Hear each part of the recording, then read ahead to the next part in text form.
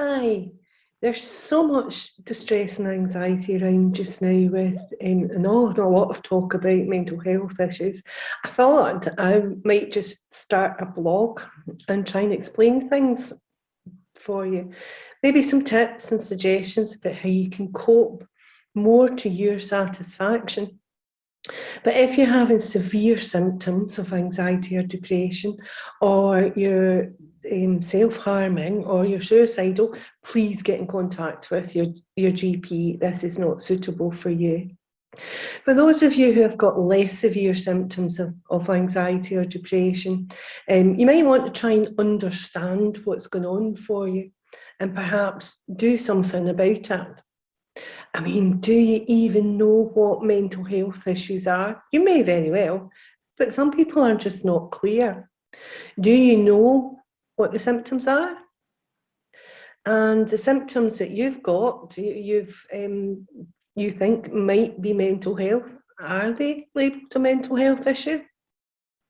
So what I'm going to do is to have short 5 to 7 minute long videos on the blog on a Wednesday for about 12 weeks.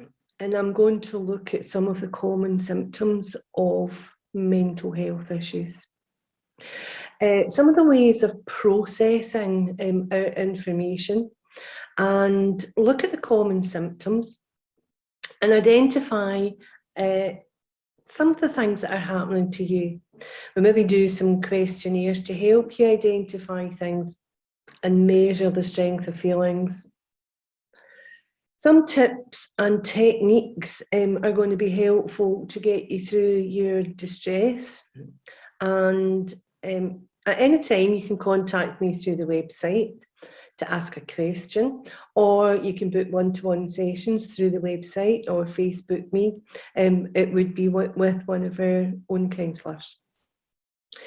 Now, I've mentioned measuring. Measuring is really quite important when we're doing this kind of work in CBT, because it lets us know the strength of feelings or thoughts that we have at any particular time and whether that is going up or down. So it can let us know what our progress is. So the first thing I would just want to talk about is the measuring. So how do we measure?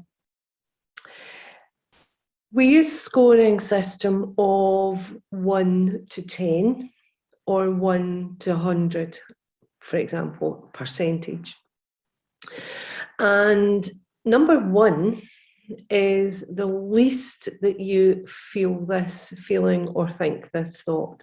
And the higher the number, the stronger the feeling is. So that can help us figure out whether we're getting worse or better, or some situations are better than other situations, where the worst of the feelings are and where you might actually want to do some of the work that you're thinking about. So in the blogs, what I want to do is, as I've said before, is to do some questionnaires, to do some scoring, and for you to have a think about what's going on for you. So it would be really helpful if you wrote some of these things down.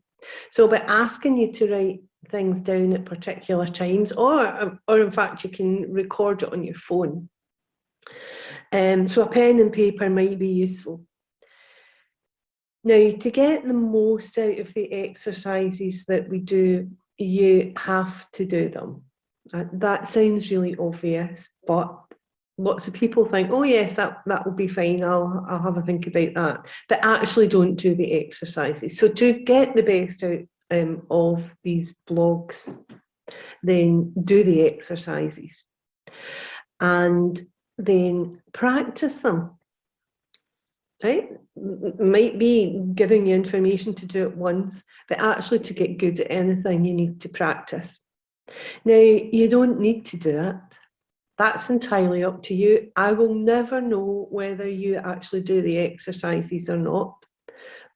But who are you shortchanging? You're only shortchanging yourself. So we're going to do some exercises next week.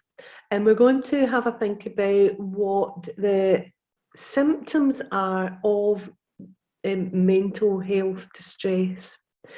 So if you want to do that, come and join us next week. Now, these blogs are going to be available on the website for quite a while, so you can come in and look at them at any time. So hopefully you'll be back next Wednesday. See you then. Bye for now.